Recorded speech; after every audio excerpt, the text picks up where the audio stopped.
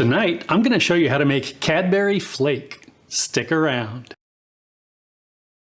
Greetings, my confectionery compadres, and welcome to Randy Makes Candy, where I help you make tasty treats that people love to eat.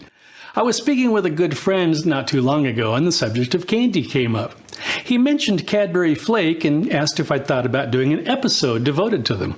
I said that it had been ages since I'd had one, but that I'd put it on my list to research. A few days later, what should appear on my doorstep but a whole package of Cadbury Flakes? With motivation like that, well, here we are. By the by, delivered to your doorstep is about the only way most of us can buy a flake. They're made in the UK and are difficult to find here in the colonies. The flake is quite similar to Cadbury's Aero, but whereas the Aero is an aerated chocolate, the flake is kind of folded, like it's come out of a pasta machine or something. After racking my brain failing to figure out how I was going to recreate this unique treat, I was ready to give up and consider it the great white whale of homemade candies.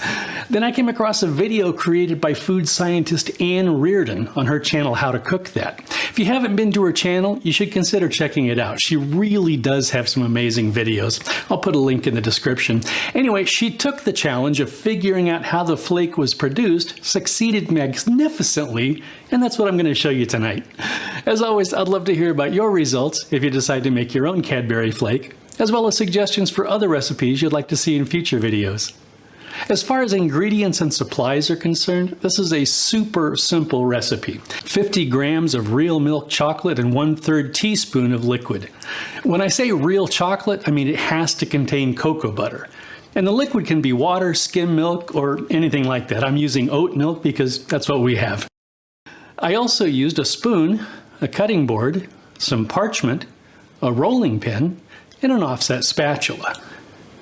Okay, let's make some candy. Melt the chocolate in the microwave for 30 seconds and give it a stir. We're not worried about tempering, and you'll see why in just a moment. If it's not fully melted, put it back in the microwave for 10 seconds and give it another good stir. Repeat until it's fully melted. Add the liquid and stir until it turns into a congealed mass.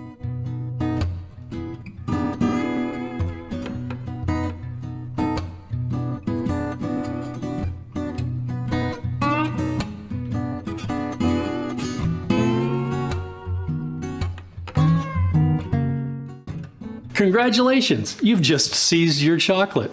Normally, that's the exact opposite of what you want to do. Somehow, though, Anne Reardon figured out that seized chocolate is exactly what you need for a flake. If you'd like to learn more about seized chocolate, including how to avoid it and what you can do with it, stick around after the recipe. Place the lump of chocolate on a lined cutting board, cover it with another sheet of parchment, and roll it out as flat and thin as you can.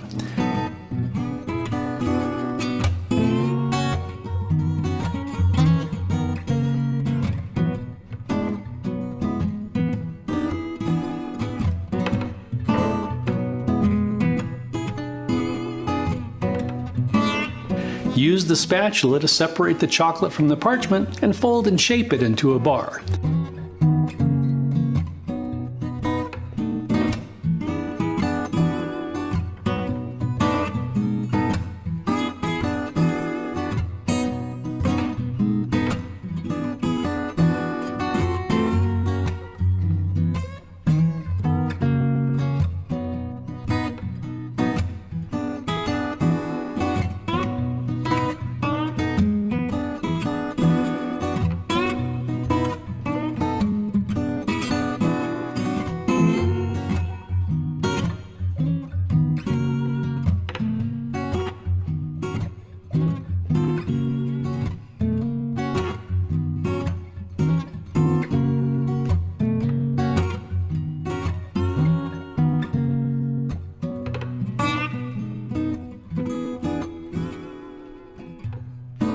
If you want to get extra fancy, you can score the top to give it that authentic tree bark appearance.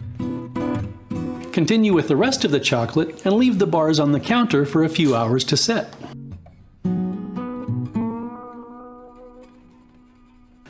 And that's it.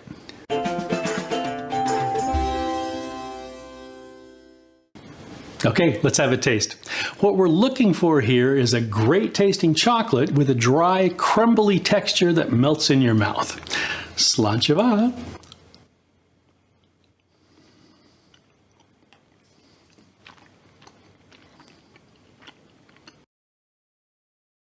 Man, that texture is spot on. A little bit of a bite, then it goes all crumbly until it starts melting in your mouth, suffusing it with that delightful chocolate flavor. This is really a near perfect recreation of a Cadbury Flake, and I'm still amazed that the secret ingredient is seized chocolate. I guess this is the real See's candy.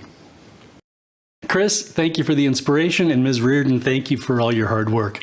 Compadres, if you want to make your own version of this amazing confection, you really ought to try these. Chocolate candy, at its most basic, is a combination of cacao particles, cocoa butter, and sugar. When you melt chocolate, what you're really doing is melting the cocoa butter, which is a fat, creating an emulsion, where the melted fat suspends the cocoa and the sugar. If you introduce a little liquid into the mix, the water avoids the fat but is attracted to the sugar, causing it to clump together, or as we say, seize. If you're preparing to dip, mold, or drizzle your chocolate and it seizes, it's ruined, and you have to start over. You'll never get that shiny, snappy chocolate that you want. So make sure that your bowls and utensils are completely dry before you start melting your chocolate. And if you're melting it with a double boiler or a bain-marie, be extra careful not to let any of the steam condense into the chocolate. If you do happen to seize your chocolate though, don't toss it out. You can still use it to make a sauce or a ganache or hot chocolate or something similar. Just remember, carpe diem, but don't carpe shall risque.